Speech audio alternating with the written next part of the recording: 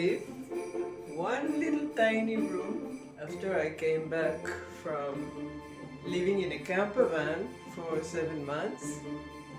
This is all I need. It's almost like living in a camper van. Very tiny.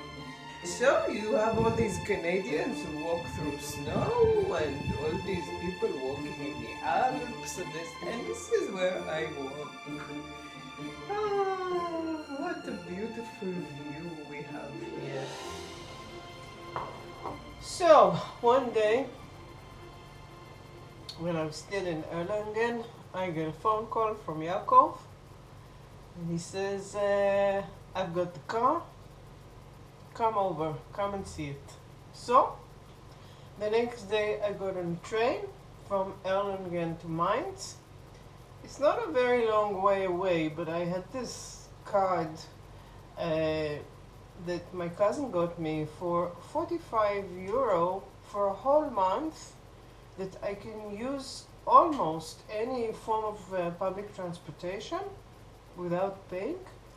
The only form of transportation I can't use was the super fast express trains, but that was okay. Anyhow, I got on a train.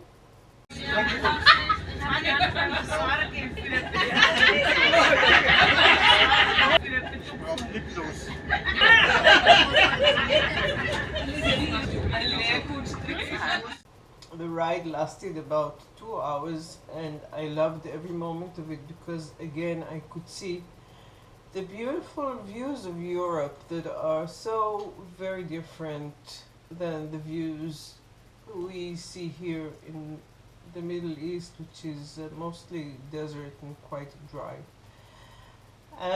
Anyhow, I got to the train station, got off, and Yaakov, with a nice big smile, was waiting for me.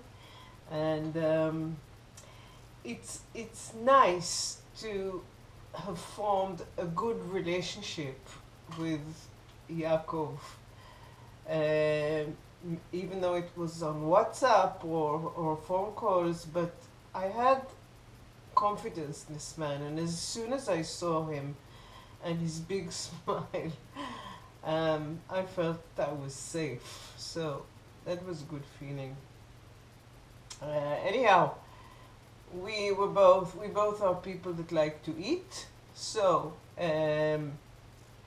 we found a little cafe and had some lunch, and then we drove off to a farm that was just outside the town where the camper van was parked. And first of all, Yaakov took me around it just to have a look at it, and then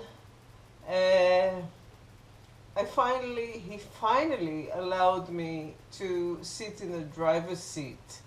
I mean, first of all, he took the car and he drove it, and I was sitting and just looking at him as if I'd never driven a stick shift before, which I had because most of my cars were stick shift, so I was very good at that. And I had also driven a tractor in my youth. He took me for a ride, and then we came back, and he said, okay, it's yours, take it for a ride. And I took it for a ride, and I went all around Mainz. Yes.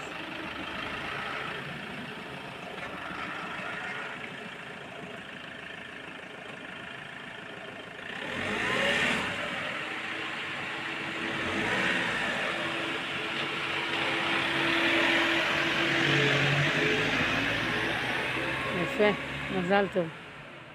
It was terrifying because it's a van, it's a big car, and I'm used to tiny little cars. I really enjoyed myself, and came back to the farm. I still had to go back to my bunnies. I went back to the bunnies, took care of all the financial issues, moving money from one country to another country can also be a little bit complicated. It wasn't very expensive. I can tell you that it cost me about 20,000 euros, the car, and then another 2,000 or something like that for the insurance and a few other things. I can't remember what it was, but in the end, the whole thing came up to 22,000 euros, which was exactly in my budget. I moved the money to Yaakov's account. We signed a private contract between us because the car was in his name and I was just a secondary driver. And that's how I got my camper van. On the 27th of May, my friends, the owners of the bunnies, came back, and here I am, leaving Erlangen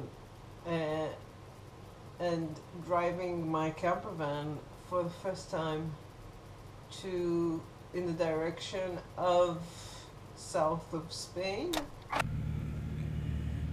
This is it. I'm beginning my journey with my new Nadedet.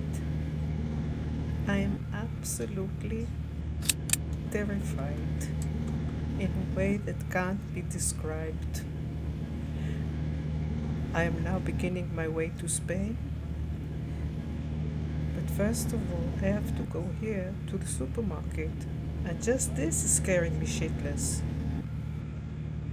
And then, from there, I'm driving to France. And I'm gonna make a few stops along the way. And continuing on via the Pyrenees to Spain. Good luck to us all. Goodbye, my sweets. From here, I'll be driving almost 2,000 kilometers to my next stop, which is in Alcalá de la Joveda near Valencia, and I'll tell you all about that in the next video.